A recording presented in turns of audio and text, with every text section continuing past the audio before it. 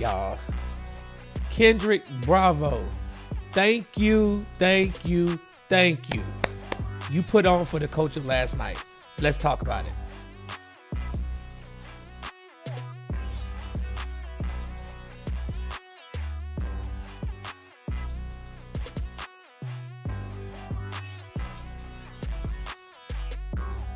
Welcome back to It's Culture Podcast, where culture meets courage.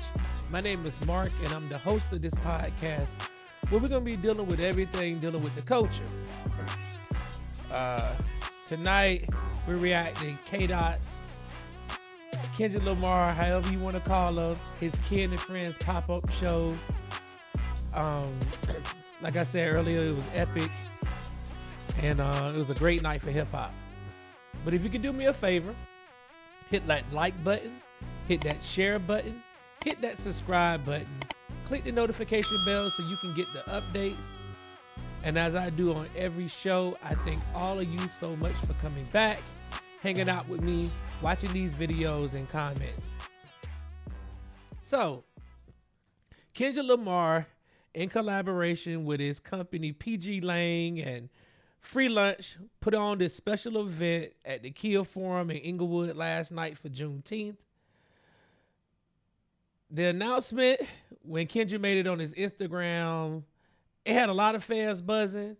I know I was excited. I was like, ooh, a pop-up show. And what's crazy about it, he announced this thing like 2 weeks ago. And then the show completely sold out. One thing he didn't tell us, I don't think anybody knew who the friends were. It just said Ken and Friends. So we didn't know who was going to come up.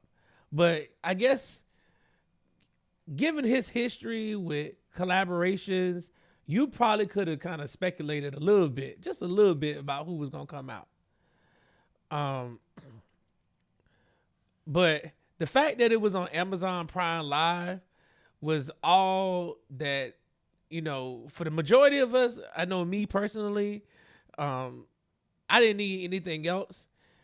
I wasn't going to be flying to LA, dealing with traffic and trying to pay a premium for a ticket and get a hotel room, because I know Los Angeles was probably on fire with the ticket prices and the hotels and things. So I wasn't trying to do all that. And I know probably many of you weren't trying to do all that. So we got a back seat at a front row seat to this concert. And when the Friends came out, it was Ty Dolla $ign, it was DJ Mustard, it was Dom Kennedy, Steve Lacy, Roddy Ricch, Tyler the Creator, YG, Blix, and then DJ Head. When Head came out, he brought out like 10 to 15 other dudes as part of his set. I saw an interview where he said that those guys were from Los Angeles too. So that just made it even better. So I guess right about that time is when I kind of realized, I said, okay, this is going to be an all Los Angeles show. And I didn't know who else was going to come out. And then part 2 started. And then that was like K-Dot set. He started with Euphoria. It was his first time he performed it live, and you could see the crowd. They were singing along. One thing I noticed, K-Dot didn't use no backing tracks. A lot of times these artists, they get on stage and they forget the lyrics and they got the song playing in the background. I can't stand that. If I just wanted to listen to your backing track, I would have just stayed at home and listened to it on Spotify. But he didn't do that though. One thing else is that he kind of changed up a few of the lyrics. However, he did rap the entire set.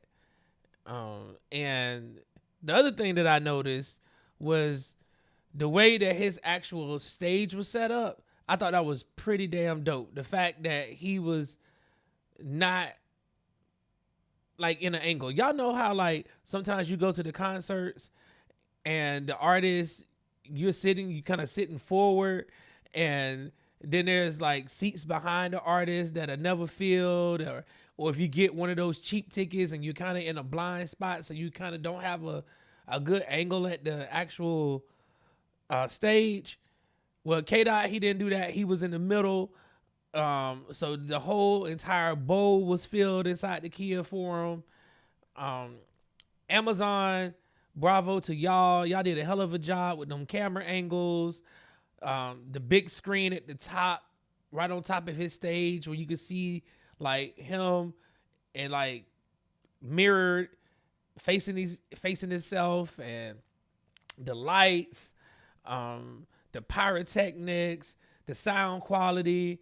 And Amazon, I think this might have been the first time I watched a live event on Prime and there wasn't no video lag, because y'all be slacking on some of these live events, especially when it comes to sports. But last night, y'all had to time it down on this one. What else? Oh yeah. So the rest of his set consisted of like DNA, Element, Alright, swimming pools. He did like bits and pieces of those songs. And then J-Rock came out on stage, and they performed Money Trees, and then J-Rock, he performed Win, and then King's Dead. Ab-Soul followed. He came out on stage to 616 in LA, and Ab-Soul didn't really perform. I thought that they were going to do maybe some Black Hippie stuff, maybe the Dat Part remix. But Schoolboy Q did come out, and I think that was the first time that we seen the Black Hippies together on stage, all four of them, in a long time. And then Kendrick performed King Kunta, Mad City, Humble, and his verse on Like That. And the crowd was electric because we kind of got the vibe with what was going on. And then he threw a curveball in there, and he brought Dr. Dre out on stage, and Dre performed Still Dre and California Love. Dre was getting ready to leave the stage, and then Kendrick told him, don't you got something else to say to the crowd before you leave? And then Dre basically told the crowd to get quiet. And then he introduced Not Like Us when he said, I see dead people. And the crowd just went absolutely, they just erupted. It was just absolutely electric in there. I mean, so much so, K-Dot didn't even get through the song the first two times, because, yeah, he did it he did it 5 times in a row, actually. But he got to the part with the A minor and just held it, and he was doing like a little bop. The New Orleans people call that the Johnny. He just kind of let it roll out. The second time he did Not Like Us, he just rapped a couple of other things, but the crowd basically carried the song, and he kind of interluded, and he told them, hey, y'all not gonna let them disrespect the West, huh? You're not gonna let them disrespect our legends, huh? So that was a direct shot at Drake. We know that was a direct shot at Drake, because Not Like Us is about Drake. He ran it down again. And then he ran it down. He went through the whole song the third time. Did the whole song. Brought out some dances at the end when they did the he a fan.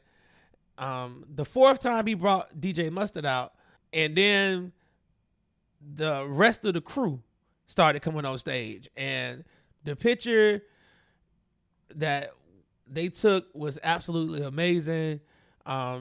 It was like DeMar DeRozan was on stage, Russell Westbrook. I said Russell Westbrook. Lord Jesus, he gonna kill me. Russell Westbrook, Tommy the Clown. They had other little kids on stage. A bunch of other LA natives was up there. And then he had all the Blood Crips, Pyru sets, all of them were on stage for a unity picture. And what was noticeable to me was that I didn't see Game on the stage. And I kind of thought about that, and maybe he wasn't on stage because he decided to kind of jump into beef and battle with Rick Ross, even though nobody even asked him to diss Ross. Who knows? But all in all, to me, that concert was epic.